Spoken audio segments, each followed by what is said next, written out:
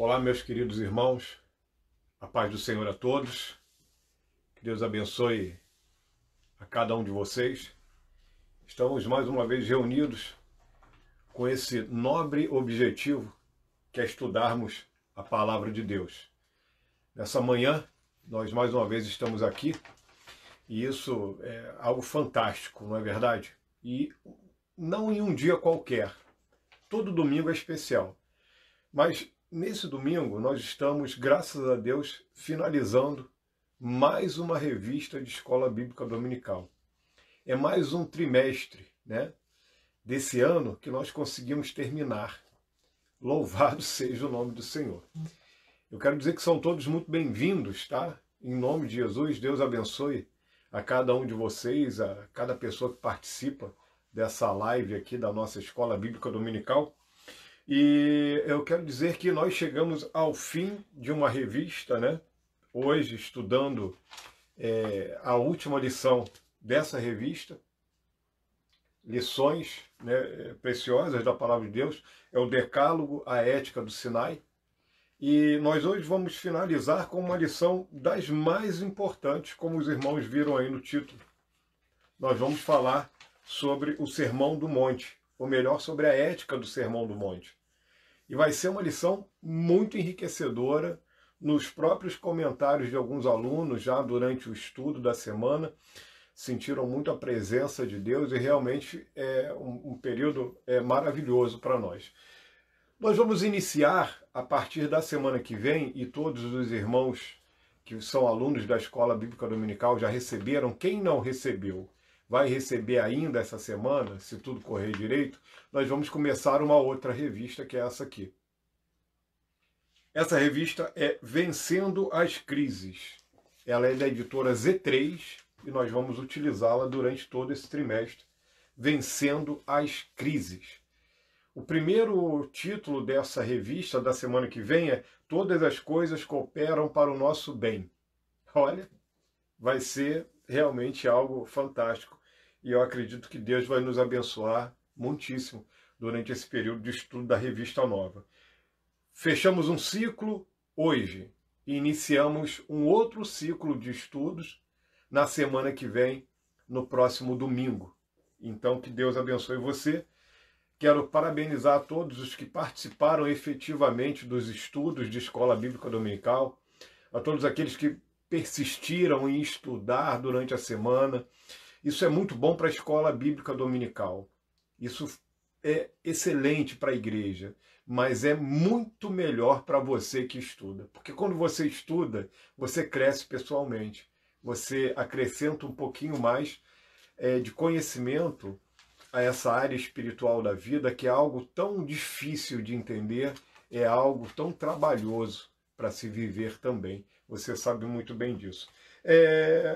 Hoje nós estaremos mudando um pouquinho em relação aos comentários que nós fazemos pós Escola Bíblica Dominical. Geralmente nós estamos discutindo no grupo dos professores e vai ficar restrito só a alguns outros comentários, mas nós agora estaremos participando, todos os professores, inclusive eu também, no grupo da ICOR, que é um grupo maior da nossa igreja, onde nós vamos poder abarcar todos os alunos da Escola Bíblica Dominical, ou uma grande parte deles, para podermos discutir dúvidas, perguntas, colocações. Nós estaremos fazendo isso. Tá?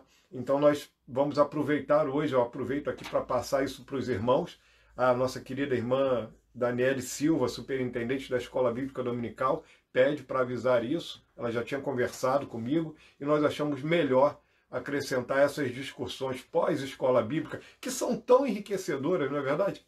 Enriquecem tanto. Então nós vamos pegar e vamos colocar isso não só restrito ao grupo de professores da Escola Bíblica Dominical, mas nós vamos discutir com toda a igreja esses assuntos. Eu acho que, creio que vai ser muito edificante para nós também. Peço que os irmãos deem um retorno das lições de Escola Bíblica Dominical para o nosso querido irmão Luiz Carlos Soares e também para Daniele Silva, superintendentes da Escola Bíblica Dominical. Digo para vocês também mais uma coisa: existem diversos motivos de oração.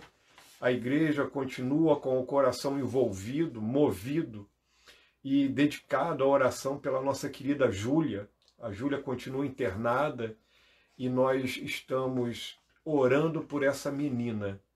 Eu continuo a pedir à igreja, busque ao Senhor em favor dessa menina. Vamos continuar orando pela nossa pequena Júlia. Estou muito alegre por alguns motivos, mas outros motivos deixam o coração da gente pesado, sentindo esse peso, não é verdade? Um desses são as orações pela Júlia, porque nós nos envolvemos e estamos de braços dados com essa família, com a Michela, sua mãe, com as suas tias e tios, com os primos, com a avó. Então estamos todos envolvidos nisso. No mais, meus queridos irmãos, eu peço que a gente continue a buscar a Deus, para que o Senhor nos ajude durante esse período de pandemia e principalmente durante esse período de reabertura que está acontecendo agora e vai causar com toda certeza um aumento no número, infelizmente. Isso é algo que aconteceu em todo lugar, então possivelmente acontecerá também na cidade de Petrópolis, que nós tanto amamos, mas nós temos que pedir a Deus que realmente haja um critério bem... Que Deus abençoe esses homens, os nossos líderes. Oração pelos líderes, tá? Por favor. Transmito aqui um grande abraço para toda a igreja do pastor Lúcio Ricardo Batista. Falei com ele essa semana, ontem na verdade, ele mandou um grande abraço para toda a igreja. Um outro pastor também, que eu falei com ele pelo telefone, né? Agora quando eu falo falar, esqueça o encontro pessoal, tá? Isso aqui é telefone. Falei também com o pastor César Tássio, da Igreja Batista, e ele mandou um grande abraço para toda a igreja, muito especialmente para o pastor Célio e família. Ele é uma pessoa muito amada também, assim como o nosso querido pastor Lúcio, né, que é nosso. Pastor Lúcio é nosso, é o que eu falei com ele. Falei, pastor Lúcio é nosso. Igreja de São José, não fica com ciúme não, tá? Então nós estamos alegres por tudo isso. Eu transmito aqui um abraço desses homens de Deus aí para todos vocês, tá? E que Deus abençoe. Irmãos, aniversariantes da semana. Essa semana tá florido. Muita gente. Nós temos como aniversariantes da semana o João Batista Ismael, nosso querido irmão João Batista, Maria Célia Ribeiro, irmã Célia, Deus abençoe, tá? A irmã Bilza também, que fez aniversário durante essa semana. O nosso querido também Pedro Jarbas, o famoso Binha, querido, amado também, assim como todos esses irmãos que eu acabei de falar, a irmã Bilza. Bonfim está em festa, né? Que Deus abençoe a cada um de vocês e multiplique, tá? Essa alegria no coração de vocês. Temos que comemorar essas datas, porque a vida é um dom de Deus. Também tem os aniversariantes de batismo. A gente de vez em quando cita aqui alguns, né? E tem alguns que mandaram também aqui, a superintendência me passou isso. Nós temos a Mariana e a Daniele Silva, que fazem aniversário de batismo. O Leonardo e a Bruna, é o nosso querido Léo, né? Os filhos da Jussara e do nosso querido irmão Ronaldo, presidente da missão no Bonfim. A nossa querida irmã Neida Fritz também faz aniversário de batismo durante essa semana, né? E o Vinícius Fritz, irmão, filho dela, filho do Lulu, né? Do nosso querido Luiz Carlos Soares aí. E nós estamos também comemorando junto com essa turma essa data de aniversário de batismo, que é algo tão importante. E tem até essa semana um aniversário de conversão, que é a nossa querida irmã Patrícia Oliveira. A Patrícia, ela faz aniversário de conversão. E por isso tudo, irmãos, nós vamos entregar a Deus essa escola bíblica dominical, uma oração também de agradecimento por essas vidas e uma oração de intercessão pela Júlia e por toda a nossa nação. Se você pode, abaixe a sua cabeça. Se você não pode, não tem problema. Deus conhece o teu coração e Ele sabe que você não pode, então, mas ore comigo. Eu te convido a fazer isso agora. Venha comigo, vamos orar, vamos falar com Deus. Pai Santo e querido, diante da Tua face estamos nesta manhã e somos, Senhor, agradecidos a Ti pela Tua misericórdia, que é motivo de nós não sermos consumidos. Te agradecemos pela graça, Senhor, expressada em nossos corações e revelada através da obra do Senhor Jesus Cristo na face da terra. O Senhor é o Deus que tem todo o poder. Todo o poder está nas tuas mãos, e aquilo que é impossível para qualquer ser criado, para o Senhor possível é. Tu és o nosso Deus, tu és o Deus de Israel, tu és o Deus, Senhor, que tem expressado para nós a salvação, Senhor, eterna, e nós por isso te louvamos.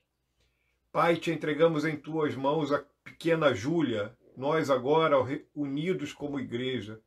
Tantas orações têm sido feitas por essa jovem e eu te entrego ela aos teus cuidados, mais uma vez com todo o teu povo, a partir deste momento, de novo, Senhor, em tuas mãos. Sabemos que o Senhor tem todo o poder, Senhor, e tudo tu podes fazer, por isso nós te pedimos por ela, por sua família, pela igreja, por todos os que têm orado por essa jovem, Pai. Toma em tuas mãos essa menina. Também te pedimos neste momento, Senhor, te pedimos que o Senhor aceite a nossa gratidão por todos os aniversariantes desta semana. Obrigado, Pai Celeste, por cada vida, por cada pessoa que comemora o aniversário, Senhor, de ciclo de idade. Também aqueles que estão comemorando a época de aniversário de batismo e também o caso da Patrícia de conversão. Que o Senhor abençoe a todos aqueles também que aqui não foram citados, Senhor, mas que comemoram uma data importante para as suas vidas durante esta semana. Que o Senhor os abençoe rica e abundantemente, dando a eles crescimento, Senhor, espiritual, Senhor, crescimento, Pai querido, emocional, e que o Senhor os abençoe também, Senhor, a sua saúde física, Pai querido, em todos os sentidos. Que a graça do Senhor seja manifesta ao coração dos teus servos e que o Senhor continue a abençoá-los, Senhor. Muito obrigado por essas vidas. Te entregamos em tuas mãos esta lição de Escola Bíblica Dominical. Que o Senhor fale ao teu povo, a cada um de nós, a mim mais uma vez, aos teus servos mais uma vez, e que o Senhor esclareça, Pai, esse importante e complexo, Senhor, discurso feito pelo teu Filho na terra. A obra, Senhor, uma das maiores obras literárias que temos em nossas mãos.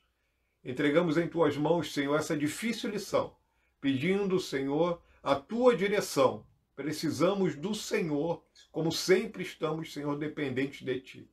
Eu oro agradecido, meu Deus, entregando a nossa nação também em tuas mãos. Em nome de Jesus. Amém. E chegamos a última lição dessa revista de Escola Bíblica Dominical e também desse trimestre, a ética do Sermão do Monte. Lição de número 13, hoje, dia 28/6/2020. O texto está em Mateus 5, 1 a 11, e depois, pulo 12, né, vai do 13 ao 15. Eu vou ler e você acompanhe aí, por favor.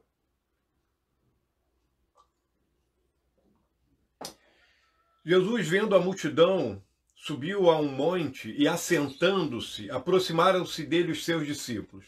E, abrindo a boca, os ensinava, dizendo: Bem-aventurados os pobres de espírito, porque deles é o reino dos céus. Bem-aventurados os que choram, porque eles serão consolados. Bem-aventurados os mansos, porque eles herdarão a terra. Bem-aventurados os que têm fome e sede de justiça, porque eles serão fartos. Bem-aventurados os misericordiosos, porque eles alcançarão misericórdia. Bem-aventurados os limpos de coração, porque eles verão a Deus. Bem-aventurados os pacificadores, porque eles serão chamados filhos de Deus.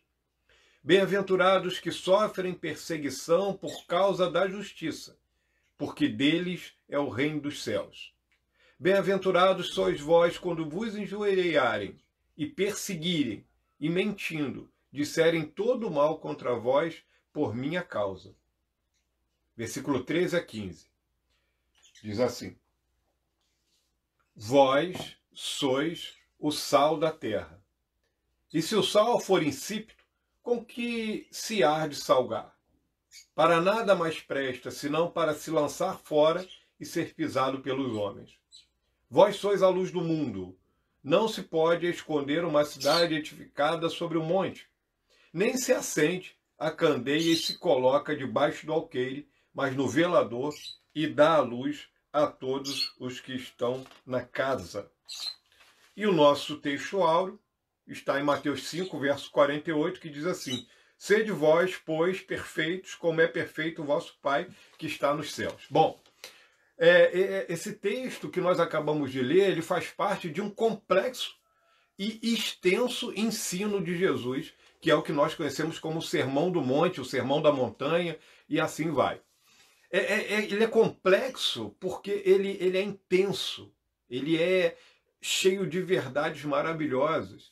E é muito adequado que nós estudemos no final de uma lição que falou, de uma revista que falou totalmente sobre o Decálogo, sobre a ética do Sinai. Nós vamos ver a conclusão dessa revista de maneira primorosa no Sermão do Monte. Porque Jesus, no Sermão do Monte, ele vai pegar diversos preceitos da lei que já estavam sendo interpretados de maneira errada pelos religiosos, principalmente pelos fariseus, religiosos da época, e ali eles tinham uma interpretação parcial e muito também partidária, no sentido, não partidário político, mas partidário pessoal. Eles traziam para o lado pessoal aquilo. E Jesus traz uma interpretação muito mais ampla do que verdadeiramente a interpretação que aqueles homens traziam. No final do Sermão do Monte nós vemos uma declaração sobre isso, impressionante, ali sobre como Jesus interpretava a lei. Esse texto, e eu quero dizer logo uma coisa para partir, porque o tempo hoje é pequeno. Deixa eu só tomar um cafezinho. O nosso tempo hoje, eu quero ser bem rápido, porque a lição é extensa. Mas para vocês terem ideia disso, quem é da igreja, e a maioria que está nós demoramos quase 3 meses, ou até um pouquinho mais, estudando o Sermão do Monte, em uma oportunidade nas quintas-feiras na igreja.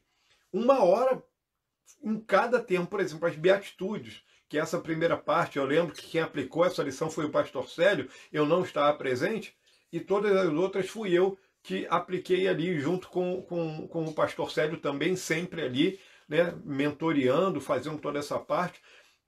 Que riqueza! Que material maravilhoso foi esse? Como que isso enriqueceu a minha vida? E é muito bom nós estudarmos. Então nós não chegaremos à totalidade desse estudo, até mesmo porque é impossível alcançar o total de conhecimento dado nesse estudo. Mas, seguindo aqui, nós fechamos com chave de ouro e não poderia ser melhor. A introdução, a parte de tudo que foi considerado até aqui relacionado ao decálogo divino. Aí está o texto de Êxodo 20, 1 a 17. Urge considerar o pensamento que rege o Novo Testamento, que quer pelos ensinamentos de Jesus, quer pelos dos apóstolos. Jesus dá início ao seu ministério pelo Sermão do Monte, estabelecendo por meio dele as bases teológicas do seu ministério terreno. Posicionamentos e bênçãos. É bem interessante essa primeira parte aí do Sermão do Monte. Mas o Sermão do Monte ele vai dar uma base excelente para isso, porque ele vem cheio de riquezas. Ele vem acrescentar, Esse, por exemplo, Isaías 61, verso 1 a 3, vai falar lá: o Senhor me ungiu a levar boas novas aos cativos. É quando Jesus entra na sinagoga, e aí ele profere isso, ele lê o texto e senta, e todos os olhos estão voltados para ele. Porque ele era o ungido do Senhor, não um ungido, o ungido. É Jesus. E aí é maravilhoso quando você vê isso sendo expressado. E esse Sermão do Monte, ele é muito bem traçado. Primeiro ponto que nós vamos ver aqui, as bem-aventuranças, ou as beatitudes. Bem-aventurados pobres de espírito, primeiro ponto. Tá? Ele diz assim: mesmo diante de todos os percalços da vida material e espirituais, o humilde de coração ama a Deus acima de tudo e reconhece que a graça não é para quem se acha merecedor de alguma coisa. Antes, o pobre de espírito é aquele que comparece diante de Deus vazio em si mesmo. E é para este que Jesus promete o reino dos céus. É o pobre de espírito. Aqui não tem nada a ver com pobreza financeira. com falta de bens materiais. Não tem nada a ver com isso. É evidente que é muito mais difícil um rico financeiramente se aproximar de Deus, sim. Mas acontece. Tá? Acontece. E tem muitas vezes isso acontecendo por aí. Agora, observem só. Quando ele fala pobre de espírito, é justamente esse que olha para dentro de si mesmo e compreende que sem Deus ele não pode nada. É a pessoa que não é autossuficiente nesse sentido espiritual. É aquela pessoa que depende de Deus. E isso, para nós, é algo muito difícil, porque geralmente, quando saudável, quando criado em um ambiente bom, o homem que eu digo de maneira geral, homem, mulher, ele vai aprender submissão quando ele é bem educado, mas também ele vai aprender que ele tem que superar limites, que ele tem que ser autossuficiente, que ele tem que superar limites. E quando nós nos aproximamos de Deus e entramos nesta esfera de relacionamento espiritual com Deus, nós percebemos que é muito pouco o que nós fazemos. Depois que eu faço tudo, eu entendo que eu sou um servo inútil ainda. Por quê? Porque, na verdade, é pela graça.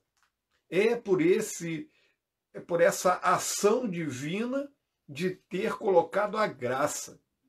É o favor imerecido na minha vida. Tópico 2. Então, esse bem-aventurados pobres de espírito é pobre de espírito aquele que se sente, que vive, que tem a prática de realmente depender de Deus, tá? Bem-aventurados que choram, e nós vamos ver todos eles, tá? Esse choro não é o de alguém que está de luto, porque perdeu um ente querido, né? Isso hoje tem sido.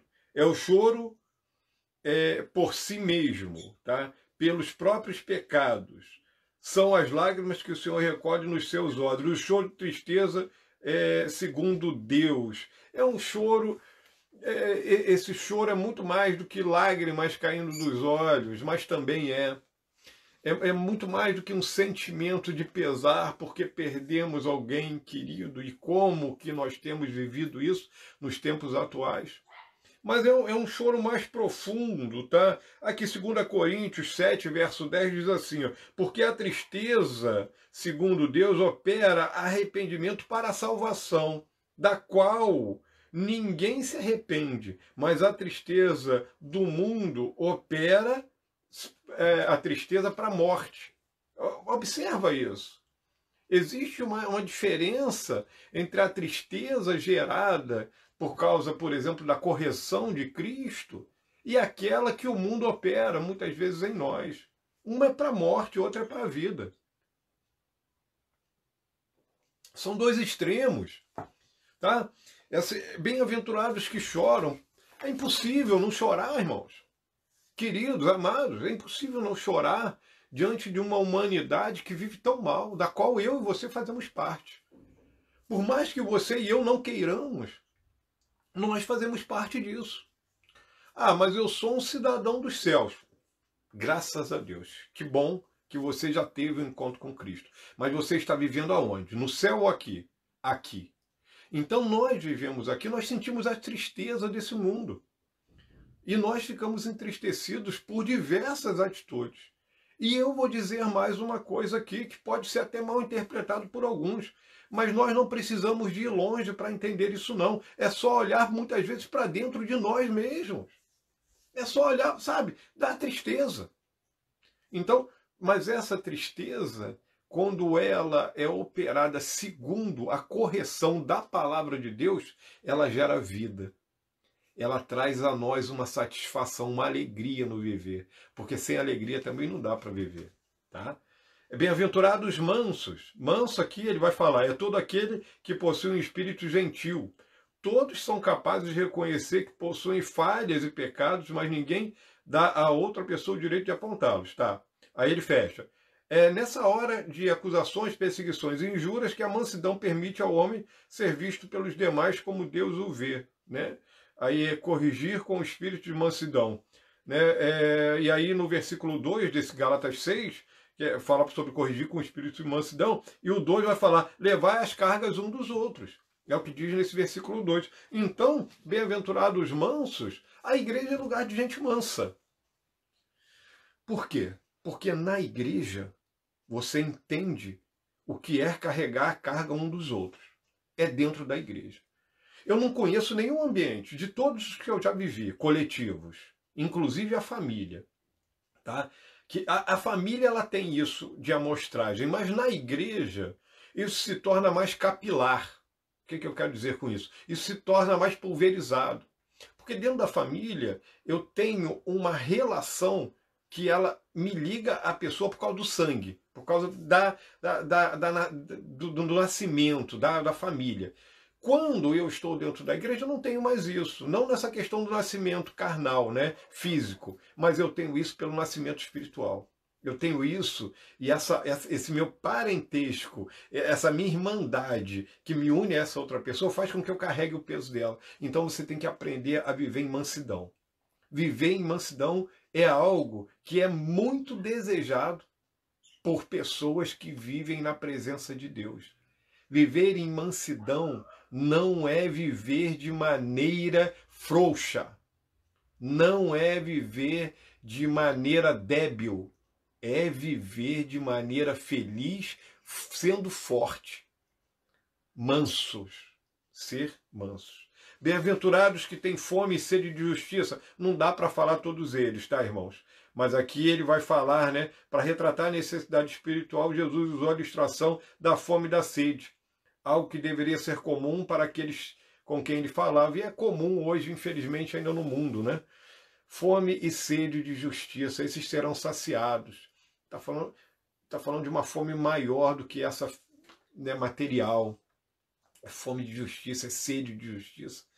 Então, esses serão saciados. Por quê? Porque um dia, isso que nós vemos hoje, que parece uma bagunça, uma desordem, parece que é desordem. A gente olha assim e, meu Deus, aqueles que deveriam cuidar das nações roubam as nações. Aqueles que são colocados nos países, nos municípios, nos estados, para dar conta e prestar um bom serviço, eles acabam não fazendo isso como deveriam fazer, escândalos envolvendo de um lado do outro, e nós ficamos, parece que a gente está no meio de um caos.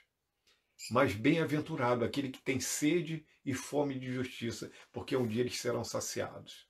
Um dia, queridos, não terão mais desculpas que poderão ser apresentadas, porque Cristo vai voltar. Bem-aventurados misericordiosos, é o 5, tá? Aqui nós estamos falando, o misericordioso é aquele que demonstra uma capacidade de perdoar, assim como foi perdoado em Cristo.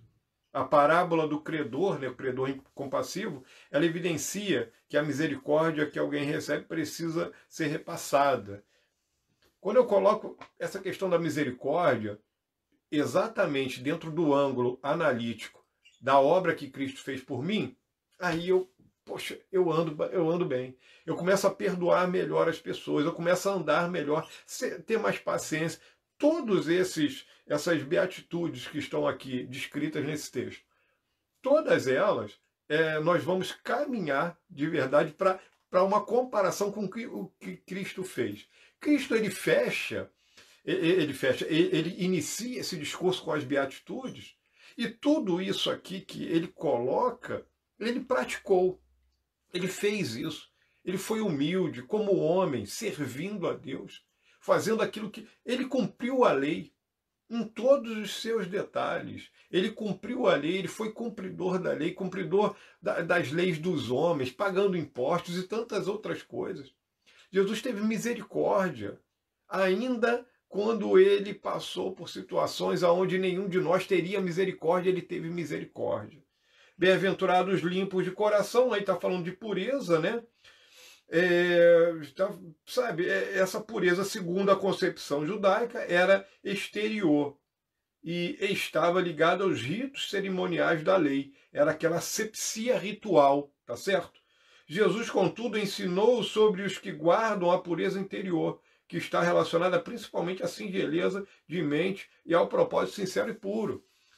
Nos tempos que nós vivemos, tempo da graça derramada sobre o homem, essa pureza, essa questão de ser limpo de coração, não quer dizer que eu tenho ausência de maldade dentro de mim. Não, não é isso.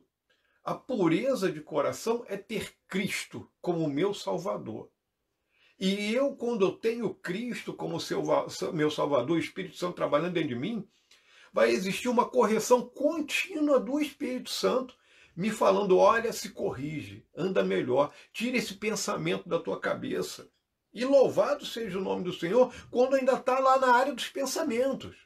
Porque quando você não vigia sobre determinadas coisas que realmente sujam o nosso testemunho diante de Deus, tá? Toda vez que a gente faz isso, o nosso coração começa a ficar sujo diante de Deus, a gente precisa de se dedicar e pedir ao Senhor para corrigir esses caminhos. E louvado seja o nome do Senhor quando nós damos ouvido à voz do Espírito Santo. Tá? Nem tudo é para crente. Nem tudo é para crente, isso é verdade.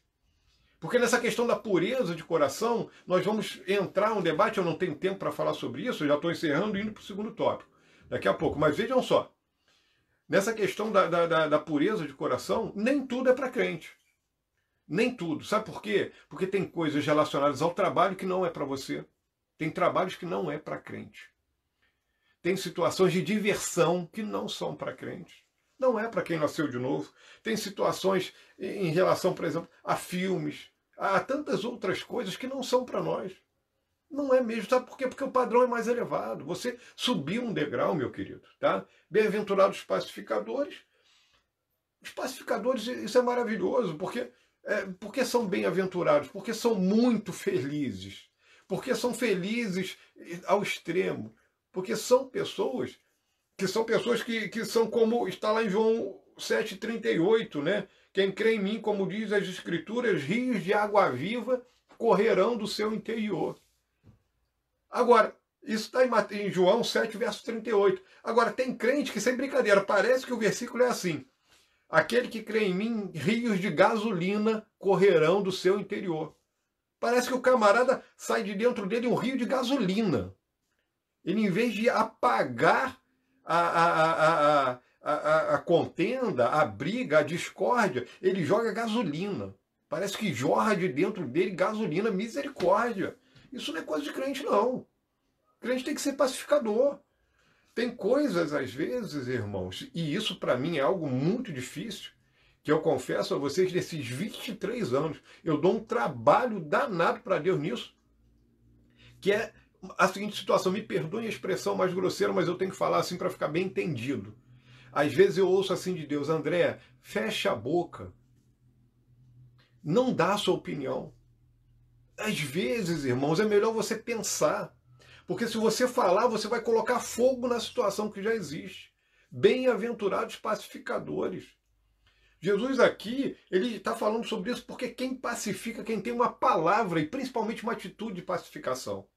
Isso é maravilhoso. E muitas vezes isso passa por fechar a boca, pensar um pouco melhor e depois responder. Isso é realmente sabedoria. A última bem-aventurança aqui do autor: bem-aventurados que sofrem perseguição por causa da justiça, tá? Por causa de Cristo. Aí é que está o negócio, é por causa de Cristo, tá bom? É o que diz lá no texto básico: bem-aventurados sois vós quando vos injuriarem e perseguirem mentindo. Mas existem algumas coisas que as pessoas falam que estão sendo perseguidas, mas não é uma perseguição. É que a pessoa errou, é que a pessoa tem que se corrigir, não se corrigiu, é que ela tem que perdoar e não tem que perdoar, ela tem que pagar e não pagou, e assim vai. Aqui está falando aqui, bem-aventurado, essas pessoas que são perseguidas por causa da justiça, por causa de Cristo, por causa da obra de Cristo. Existem algumas perseguições que elas vão acontecer na nossa vida que realmente são porque nós somos crentes. E quando acontece isso, a gente tem que aguentar com resiliência, com capacidade de retornar, de voltar à forma anterior, de continuar fortalecido e buscando em Deus forças, tá? Mas tem que andar dessa forma. Tópico 2, o testemunho cristão. Por que esse tópico? Porque isso tem tudo a ver com a nossa lição. A ética do decálogo, nós estamos estudando hoje a ética do Sermão do Monte. Então ele vai falar sobre o testemunho cristão. Por que ele vai falar isso? Porque tem que ter uma diferença do mundo. Porque tem que ser um testemunho diferenciado, melhor. Não é diferente pior, é diferente melhor, mais elevado, tá? E aí Jesus vai usar duas figuras que são maravilhosas das quais nós falaríamos durante muito tempo, porque é muito rico isso aqui que eu vou falar agora, tá? A questão aqui é uma questão que de vez em quando nós estamos falando dentro da igreja, que é a seguinte: crente, aquele que nasceu de novo, pessoas que têm um encontro com Cristo, que têm um testemunho com Deus, elas sempre pregam, em todo momento da sua vida, não importa. A única questão é a seguinte: ela prega bem ou mal? Aí vem uma pergunta: o que é pregar bem? Pregar bem é quando a pessoa prega e vive o que prega. Pregar mal é quando a pessoa, de maneira hipócrita, ela prega uma coisa e vive o inverso daquilo que ela pregava. Tá? Então, grave essa situação. Sal da terra, primeiro ponto. O sal conserva a carne e dá sabor à comida. Ele faz a diferença. Da mesma maneira, o cristão tem que chamar a atenção do mundo pelo testemunho de Jesus. O sal, apesar disso, pode se tornar insípido, perdendo o seu valor. Aqui entram todas aquelas questões do valor na época do sal, até mesmo entre os romanos, usado como salário, né? É daí que vem, né, do latim a palavra salarium, tá? Que vai dar origem a salário, que é o que nós recebemos por uma jornada de tempo prestando trabalho a outras pessoas. E a principal função do sal nessa época aqui, porque ele era tão precioso, era por causa das suas propriedades de conservação, tá? A preservação, a conservação de determinados alimentos por causa do sal.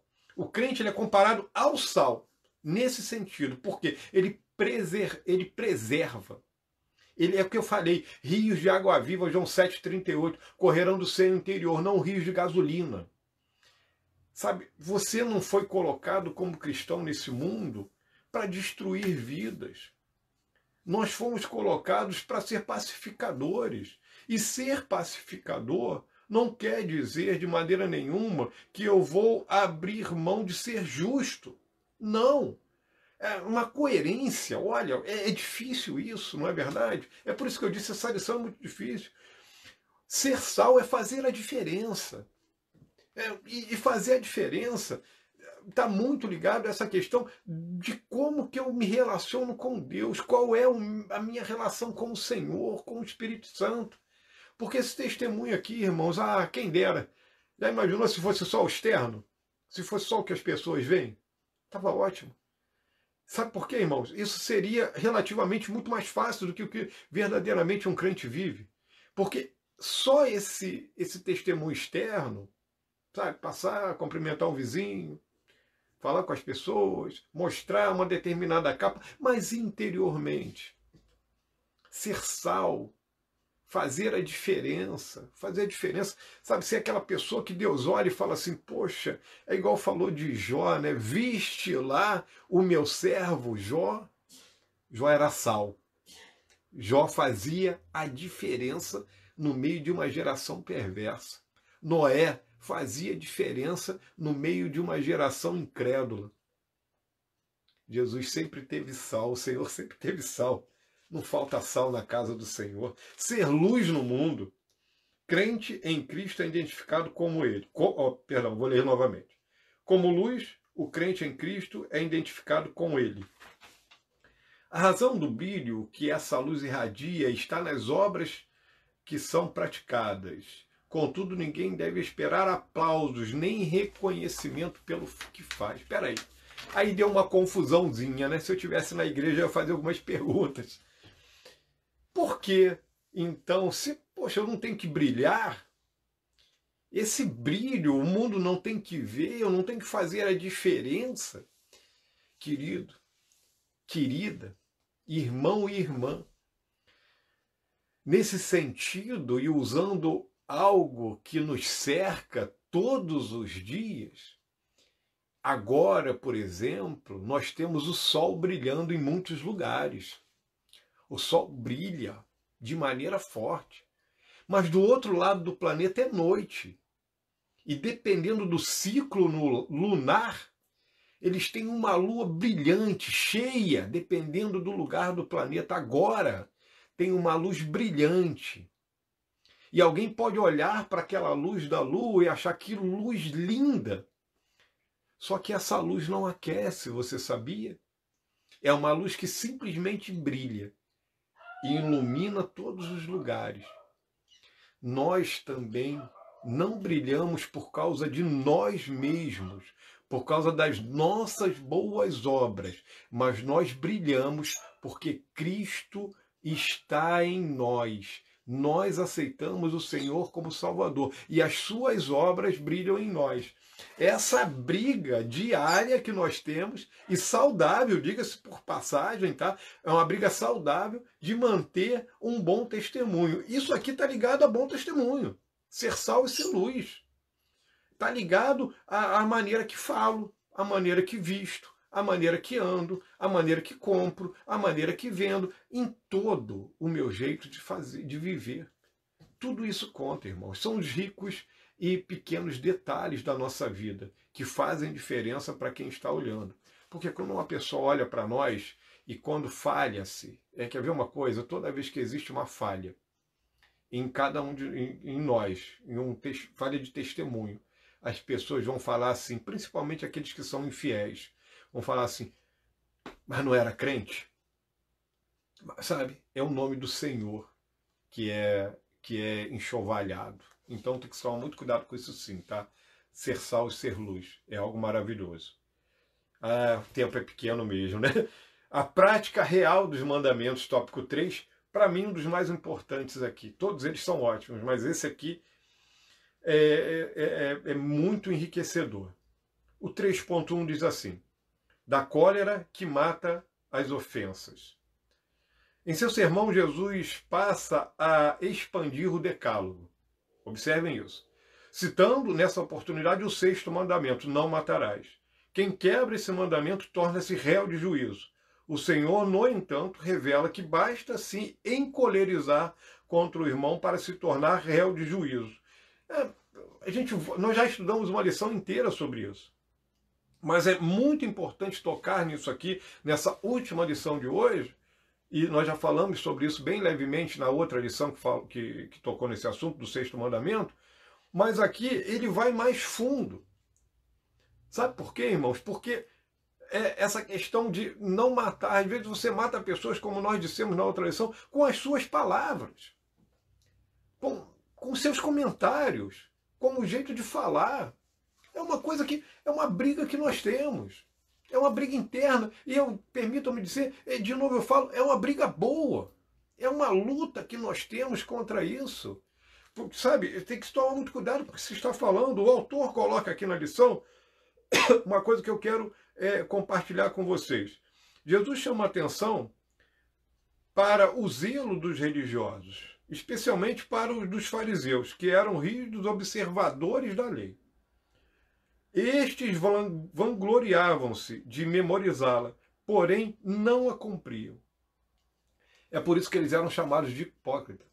Eles conseguiam memorizar, eles guardavam, eles tinham os preceitos da lei, a letra, porém eles não viviam aquilo. Não adianta decorar a Bíblia toda, versículo a versículo, dizer textos e textos, se verdadeiramente eu não vivo isso. Serei um hipócrita, com toda certeza. A prática, ela é algo que vai nos levar a nos aproximarmos de Deus. Sabe por quê? Porque a prática, ela é dolorida. Em que sentido que ela é dolorida? Porque quando eu luto contra essa natureza humana que existe dentro de mim e que você conhece tão bem também, porque existe dentro de você, eu luto contra, por exemplo, falar mal de outras pessoas. É uma batalha. Entre muitas que nós travamos, essa é uma batalha. É uma batalha ficar quieto, guardar determinadas coisas, não ficar encolerizado, com raiva das pessoas. Meu Deus, é aquilo que nós falamos, chorar com os que choram. Relativamente fácil. Sorrir com os que sorriem, nem sempre. Porque às vezes o coração da pessoa está encharcado de inveja, de pretensão, né? De pretensões das mais diversas possíveis. Misericórdia, horrível. Outro ponto, 3.2, a reconciliação que precede o culto. Ao pregar que a reconciliação com o irmão, com quem se tenha alguma desavença ou dívida, deve preceder o ato de ofertar, Cristo está ensinando que o culto religioso perde o seu propósito e valor se o homem toma atitudes erradas em relação ao seu semelhante. Existem algumas instituições, e aqui eu nem vou dar o nome de igreja, existem algumas instituições que vão, de verdade, trabalhar de maneira árdua para que as ofertas sejam dadas nos seus respectivos estabelecimentos. Existe todo um trabalho emocional com música e com textos, com ensinamentos sobre isso, porque isso vai ser verdadeiramente a base forte, forte entre aspas aí, tá? Que vai levar determinados grupos a influenciar as pessoas a ofertar. Ofertar deve ser algo, biblicamente falando, que flui do coração do homem. A viúva pobre, ela deu 2 pequenas moedas e deu mais do que todos, porque deu tudo que tinha. Mas observem uma coisa. Ela deu de coração. Ela deu alegre, ela não deu esperando uma volta. E eu tenho certeza que ela teve esse retorno, porque Deus, com toda certeza, auxiliou aquela mulher. Assim como você deve ter essa experiência, eu tenho essa experiência na minha vida também. Deus cuida de nós, irmãos. Deus tem cuidado de nós. Deus tem abençoado a igreja. Agora, existe algo que deve ser feito. Se eu oferto, mas porém eu ainda tenho no coração uma mágoa, um desafeto, um inimigo físico, cristãos com inimigos, o único inimigo que nós temos é o diabo. Os outros não podem ter, você não pode ter inimigos. Aí você fala, mas eu tenho alguém que eu não falo com ele, tudo bem. Às vezes a vida pode levar você a isso. E tem casos que realmente não terão mais isso juntos. Porém, você ainda tem raiva dessa pessoa? Porém, você ainda está brigado com essa pessoa? Você não se reconciliou com ele? Você perdoou essa pessoa? Não. Então isso é grave. Isso é ruim, sabe por quê? Porque sempre vai ter alguma coisa no teu coração. E eu conheço pessoas que já me falaram isso, que até na hora de ofertar eles lembram disso, porque ainda no coração tem isso, ainda tem alguma coisa para se corrigir. Corrige enquanto dá tempo, sabe? Se corrige com essa pessoa que você tem uma desavença, ainda enquanto você está no caminho, ainda enquanto você está indo para o reino dos céus, se corrige com essa pessoa. Isso é algo maravilhoso, é a lei sendo colocado na prática aqui no Sermão do Monte. Não são simples conselhos, são mandamentos que Cristo dá. 3.3. De volta à ética do decálogo. Ele volta, o autor, né? E ele diz assim, em seguida, o Sermão do Monte se volta para o 7º mandamento, não adulterarás. Aí o 5.27, né, de Mateus, é exatamente aqui que Jesus expande o conceito de adultério, tirando da esfera acional e limitada, e unindo ao 10º mandamento, não cobiçarás, porque aí você já joga ele lá para o outro lado. Não cobiçarás, porque ele está falando que aquele que olhar com intenção imprópria, né, para a mulher de alguém, já pecou com ela, com desejo, e para o marido de alguém, para alguém que, sabe, não importa. Esse tipo de situação, a do adultério, ela vai gerar muitas vezes em nós feridas que são profundas. Então, aqueles que já passaram por isso sabem que as feridas são profundas, mas Deus cura, Deus restaura. Ele traz de volta novas flores. Esse jardim cresce de novo, mas dá trabalho. Se você pode evitar, evite isso. A vida é feita de oportunidades, em todos os sentidos e também nos espirituais. Então você tem a oportunidade de lutar contra isso. Como eu disse, Jesus aqui, ele está trazendo, na verdade, uma ampliação. Não é, na verdade, um aumento nesse sentido, nem seria adequada a palavra ampliação, mas ele traz a verdadeira interpretação da lei para aqueles que se consideravam doutores da lei. Ele traz a verdadeira interpretação. É vida prática. É vida de verdade, é vida cristã de verdade. Eu e você, nós não vivemos uma vida que ela é simplesmente uma vida que está ligada ao culto dentro da igreja, no templo, nas quatro paredes. Se assim fosse, hoje nós já estaríamos perdidos, porque depois de mais de 3 meses, como que você está? Você continua lendo a Bíblia? Você continua lendo a palavra de Deus? Você continua orando? Você continua adorando a Deus? Você continua ofertando? Se eu pudesse, eu faria essa pergunta, quem dera. Você continua a ser corrigido por Deus? Eu tenho essa curiosidade. Porque isso continua acontecendo comigo. E eu sei que com vocês também. Sabe? Não desista. Não desista dos planos que Deus tem para você. Não desista do teu ministério. Não entregue nas mãos do inimigo aquilo que Deus demorou tanto para te dar. Não destrua com a tua própria mão, cobiçando coisas que não são para você. Você é um servo de Deus, uma serva do Senhor. Você é uma pessoa que muitas das coisas que algumas outras pessoas vão ouvir, vão rir, vão debochar, você sabe que é verdade, que são verdades espirituais. Olha, verdadeiramente não entregue, viva de maneira prática. Essa questão prática, ela é uma questão que enche o teu coração de vida. Assim como eu sinto a vida, eu sinto o Espírito Santo em mim, você sente também. O último tópico dessa lição ele vai falar princípios de tolerância e de generosidade. Respira aí. Ó, lição excelente. Respira. Abaixa os ombros, né? Dá uma relaxada aí agora. E imagina só, princípios de tolerância e de generosidade. Um bom relacionamento inclui tolerância, tanto a tolerância como a generosidade. Uma coisa vai ligar a outra. Tolerar não é compactuar com o pecado. Tolerar é algo mais profundo. Tolerar aqui é viver em harmonia.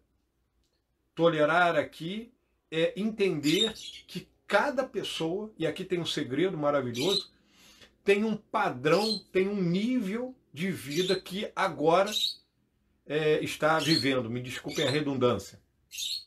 Cada pessoa tem um nível de vida. Durante a nossa vida cristã, nós percebemos, na verdade, que eu não posso cobrar de determinadas pessoas algumas situações que verdadeiramente vão impedi-las de viver da maneira que eu gostaria que elas vivessem. Como líder, como pastor, eu entendo isso. Como crente no Senhor Jesus Cristo, eu entendi isso muito cedo na caminhada cristã.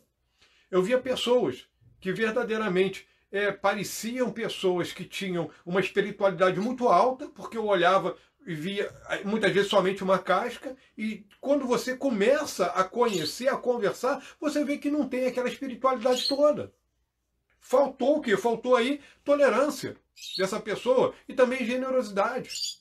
Ela verdadeiramente ela não está ligada com Deus da maneira que deveria, e ela não consegue produzir esses frutos. São pessoas que você se aproxima delas e você começa a ver que elas têm, na verdade, uma baixa tolerância às batalhas espirituais, que elas não são generosas com o que Deus tem feito com elas. Elas querem receber a generosidade de Deus, mas não dão isso para os outros. São pessoas que vivem uma vida falsa, uma vida que não agrada a Deus. E o Senhor, Ele está sempre pronto para nos dar muito mais do que nós pedimos. Ele é generoso, Ele é tolerante conosco. Para pensar, me desculpe, como é que eu gostaria de perder mais tempo aqui? Mas observa só uma coisa, você já parou para imaginar como Deus é tolerante conosco? como que ele tolera as nossas falhas, as nossas tolices, como que ele é generoso em nos corrigir, em trazer de volta. Qual é a fase, como eu falei de fases, qual é a fase que você está vivendo agora? Talvez você esteja bem pertinho de cometer um grande erro na tua vida. Se você está passando por isso, pense 2 vezes, 3, 10, 100, 1000. Entrega o teu caminho ao Senhor, deixa Ele trabalhar na tua vida. Entenda o que a palavra de Deus está falando com você. Talvez você esteja vivendo uma fase de sucesso na tua vida espiritual, de abundância, vigia. Olha, não pisca, continua buscando a Deus. Seja humilde, trabalhe. Talvez você esteja em uma fase de recuperação. Isso é muito bom. Continue sendo generoso com as pessoas que estão lutando contigo. Continue a ser tolerante, trabalhando a cada dia para que o Senhor abençoe vidas através da tua vida. O autor fecha com a generosidade. Jesus parte para a generosidade como ato estendido do amor. Dar ou emprestar a quem pedir. O amor não deve ser seletivo, ou seja, não deve ser oferecido somente por reciprocidade, mas precisa ser ofertado até para que os que respondem o amor com ódio. Isso é a grande chave de tudo isso, não é verdade? Isso é a grande chave.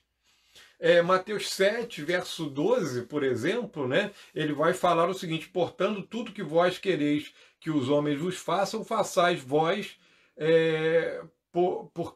por eles, porque disto depende, isto é a lei e os profetas. Se resume a isso. Essa é a atitude, essa é a vida verdadeiramente de quem quer viver. Às vezes me perguntam o seguinte: a lei ainda vale no tempo de hoje? Boa pergunta, né? Às vezes me perguntam isso. E a resposta melhor para isso é a seguinte: você vive o amor? Não é uma resposta, é uma pergunta que você deve fazer a essa pessoa. Você vive o amor de Deus? Você vive realmente fazendo aos homens aquilo que você gostaria que eles fizessem a você? Difícil pergunta. Quem faz isso cumpre a lei. Ninguém vai conseguir fazer isso na totalidade. É por isso que nós precisamos de Cristo. Porém, nós temos que viver de maneira a semear a palavra de Deus. E não se semeia a palavra de Deus somente com palavras. Se semeia com vida, com atitude. É por isso que dá trabalho. É por isso que Jesus vai descrever essa porta como a porta estreita. É por isso que ele vai dizer que são poucos os que entram por ela. É por isso que ele vai falar isso, porque realmente a porta é estreita, o caminho é apertado, sabe? É incômodo muitas vezes. Essa questão da generosidade, do amor, não é só, como o autor coloca aqui, por reciprocidade, ou seja, eu dou porque recebo, não. É mais do que isso. É dar apesar de não ter recebido. É amar com profundidade. E não confunda aqui amar com se relacionar. Porque muitas vezes você vai amar e não vai poder se relacionar. Ah, como assim? É verdade, tem coisas que não dá mais. Tem situações que você não vai conseguir mais se relacionar, porém você continua amando. Tem situações, às vezes, por exemplo, e aqui eu quero ser bem específico para que você não confunda as coisas. Como que se você guarda no teu coração uma amargura, um desentendimento com alguém que já dorme no Senhor, alguém que partiu, como que você vai deixar a sua vida ser guiada por isso? Você não tem mais como se acertar. Sabe o que você faz? Você não tem como se acertar mais com essa pessoa. Você perdoa. Você deixa isso de lado. Você vai ser generoso. E você vai viver a sua vida sem esse trauma, agarrando a sua vida e te prendendo, não deixando você crescer espiritualmente. Uma palavra dada lá no passado. uma ferida que foi aberta há muito e muito tempo atrás. Sabe? Deixe Deus trabalhar no teu coração. Seja generoso com as pessoas. Não amargure a vida de outras pessoas, porque um dia você foi amargurado. O princípio da generosidade é isso. Isso que eu li aqui de Mateus 7,12 é o que se chama de regra de ouro da Bíblia, tá? O nosso discurso não pode ser um discurso vazio.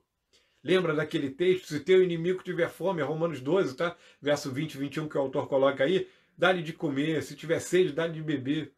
Sabe? Mas dá para fazer isso? Dá. Sendo crente, é preciso fazer isso. O autor fecha de maneira maravilhosa aqui e a conclusão é a seguinte. Eu quero ler na íntegra. Não se pode negar que há plena conexão entre os 10 mandamentos e o Sermão do Monte proferido por Jesus, no qual, com sua autoridade divina, ele corrige as distorções, atenção, feitas na interpretação das leis, reiterando a superioridade da nova aliança sobre a antiga aliança e a importância de seus seguidores obedecerem às Escrituras. Que o Senhor ajude sua igreja a cumprir os seus ensinamentos para o louvor da glória de Deus. Que o Senhor nos abençoe e nos ajude a verdadeiramente andar nos esforçando, trabalhando para Deus, amando. Irmãos, o amor é o fim da lei. O amor é o princípio, ele é o fim, ele é o meio da lei. É aquilo que norteia a nossa vida. Isso que eu falei da regra de ouro da vida, aqui em Mateus 7,12, a regra de ouro da Bíblia. Faça aos homens aquilo que você gostaria que eles fizessem a você. Que princípio maravilhoso. Olha, pensamos, vamos parar, vamos pensar um pouco. Se eu faço dessa forma, eu de verdade eu vou querer que as pessoas, eu vou ter atitudes de amor, de tolerância, de paciência, de carinho com as pessoas. Eu serei menos severo, não no sentido de, aqui eu digo de novo, de aceitar coisas erradas, mas eu serei mais amoroso nas minhas colocações. E isso também é algo que prega, tá? Irmãos, que o Senhor nos abençoe muito, muito, muito nessa manhã. A minha oração é para que você tenha um domingo maravilhoso. Às 7 horas, nós estaremos aqui mais uma vez reunidos. E nós estaremos trazendo uma palavra sobre saudade. Deus tem colocado uma palavra no meu coração e eu acredito que nós iremos compartilhar à noite. Se Deus não mudar, o texto que nós vamos falar vai falar sobre saudade. Nós estaremos falando um pouco sobre isso. Às 19 horas, nós estaremos reunidos aqui mais uma vez. Que Deus abençoe a sua vida. Que Deus derrame sobre você as mais ricas bênçãos. Nós demoramos quase 3 meses para estudar o Sermão do Monte todo na igreja. E quando nós acabamos, a sensação era, poxa, nós precisamos de estudar mais. Que dirá em uma lição de 1 hora no máximo. Eu acho que nós não levamos isso, pelo que eu estou vendo aqui. Menos de 1 hora nós tivemos essa lição, então não daria realmente para falar tudo. Mas a ética do Sermão do Monte é o título dessa nossa última lição, e eu digo, nós fechamos com chave de ouro. A lei, ela caminha para o Novo Testamento. Porque existiam muitas coisas na lei que eram alegóricas, no período, melhor dizendo, no período do Decálogo, que eram alegóricas, que apontavam para Cristo. E Cristo cumpriu toda a lei. Mas nós devemos também fazer a nossa parte. Seja sal e seja luz. Que Deus te abençoe. Eu vou fazer uma última oração por nós aqui. Vamos orar? Vamos juntos. Pai querido, diante do Senhor mais uma vez, agradecidos estamos por essa rica lição, que durante os estudos nos arrancou lágrimas, mexeu com o coração de muitos de nós e encheu, Senhor, a nossa alma de alegria. Ó, meu Senhor, como Tu és generoso, como a Tua mão, Senhor, sobre nós tem sido gentil e agradável. Ensina-nos, Pai, a amar o nosso próximo, assim como o Senhor tem nos amado. Nos ajude, Pai, para que na prática tenhamos uma vida cristã agradável aos Teus olhos. Que em momentos secretos, em momentos públicos, e em cada momento de nossa vida tenhamos a alegria, Senhor, de viver verdadeiramente uma intimidade contigo e que essa intimidade contigo, Senhor, reflita na nossa vida com o próximo. Obrigado por cada vida, por cada família, por cada pessoa, Pai querido, que se colocou diante da televisão, do celular, do computador, para ouvir essa lição. E que o Senhor derrame da tua graça sobre a vida deles, de cada um de nós, Senhor. Eu oro assim, agradecido, entregando tudo aos teus cuidados, em nome de Jesus. Amém. Que Deus lhe abençoe, irmão. Fique na paz de Cristo. Deus abençoe. Até mais tarde.